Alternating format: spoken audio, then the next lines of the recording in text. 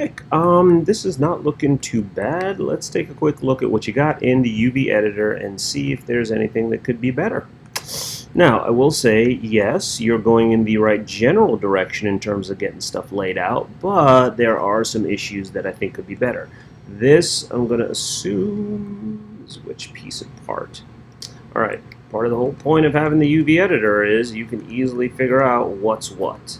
So that I would probably try to lay out a little bit better because it looks nothing like this. The can, or can do, is not bad. Arms, legs, not bad. Problem with the arms and legs is they lay out right on top of each other, so you want to be careful of that. You want to make sure that if they're going to lay out on top of each other, they're going to have exactly the same texture.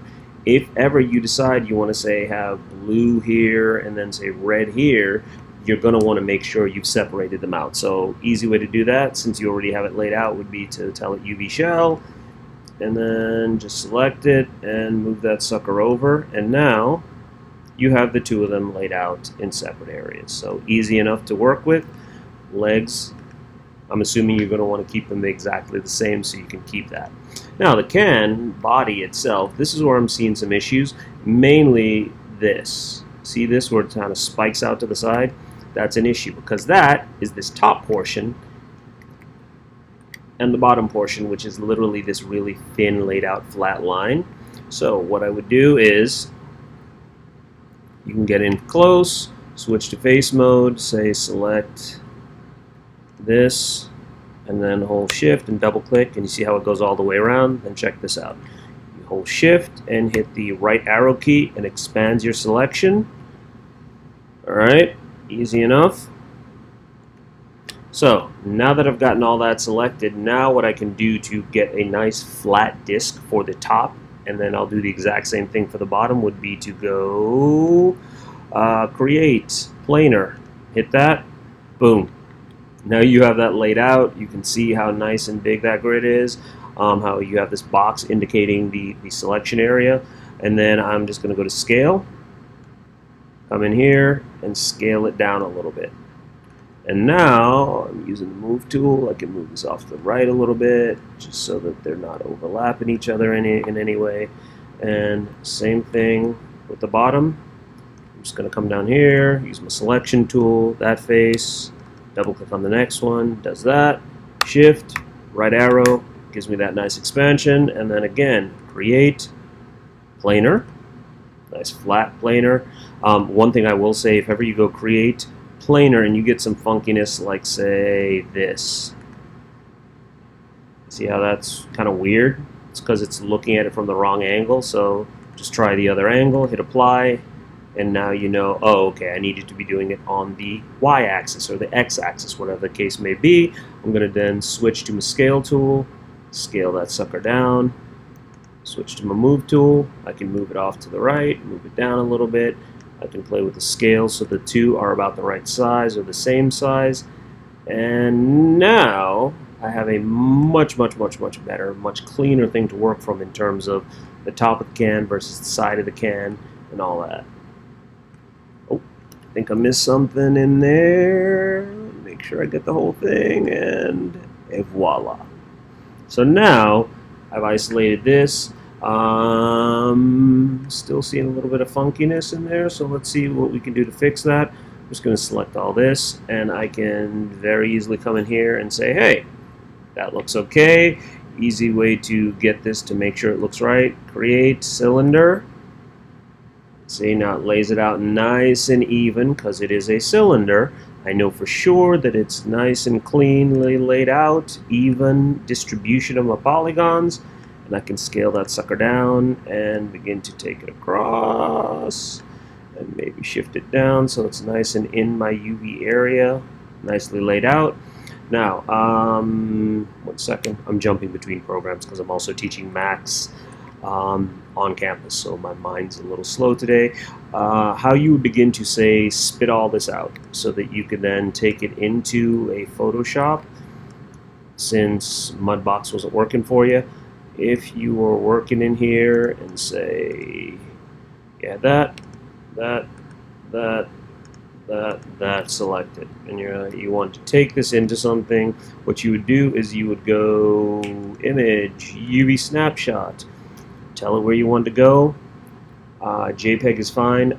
I would not go smaller than this amount, so usually you want to go bigger, but 2000 is a good place to start. Nice green color, that's going to be the lines of your object, and that would pretty much be it. So I'm just going to say, let me give it a slightly different name. Can do UV. So apply and close. Let me see if it did what I wanted it to do. I should then be able to hide Maya. And oh, didn't quite work out for me. Did something a little funky. As you can see, I'd already started playing with this a little bit just to test it out and make sure everything worked right. So what I ended up doing is spit this sucker out. I went into Photoshop. I then created separate layers, so that's my original. I then copied it, and then I just came in here and did layer, select, color range, select the black, delete that, and now I have a good reference image that I could put on top, so that as I begin to lay these things out, my colors or what have you, I can put them wherever I want. I can throw in these textures real quick for the top of my can if I wanted to make it some other alternative color. If I wanted to do some funky thing down here to the body, oh, wrong layer, I can stop it. Alright, so I'm just going to move this down, say across the mouth.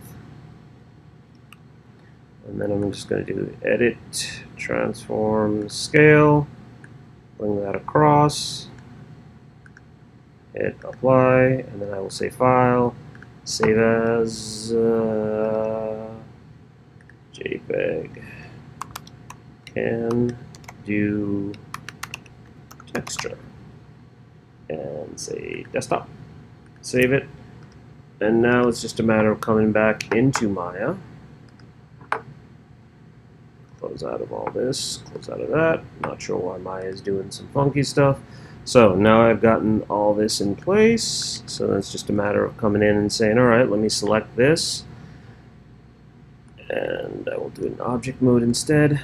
Select this, I can right click and say assign new material. I will go with just a basic blend to make my life easy.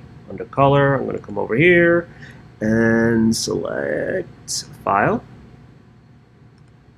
and tell it what file I want, which would be my can do image. Or, no, hold on, I screwed up. I should have made it a point to, actually, you know what, no. I'm going to go with the one that I already did. So, I did this one, I hit open, it applies, and doesn't really look like anything's happened. Check this out. So now I can go back into my UV editor, and I should be able to see my can, see the tops, and I can tell it, hey, I would like to display the image so I can actually see it. And that gives me an idea of why I'm not seeing stuff, because this should be up here. And now, where that texture was, now you can see stuff is beginning to show up. Although I'm not completely sure why my image is not showing as it should. Because it should be, there it is.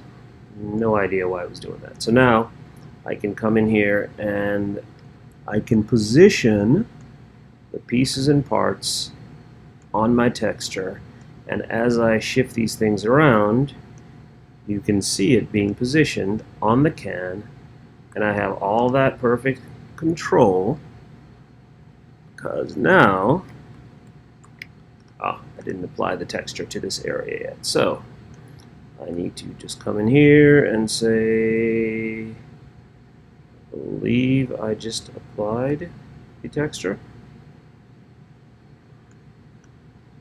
And same thing, I'm just going to come in here real quick and make sure it's recognizing that image. As you can see, some of the texture is there. So as I move it around, you see it being controlled. If I don't like where certain things are, I can scale and move until I am happy with exactly where the textures lay out. And right now I'm just doing this kind of on the fly. I could literally get in here and start selecting specific areas and stretching and positioning stuff on a vertex level to get my textures to lay out exactly where I wanted them to be. Alright, so that is why UV texturing is the bomb.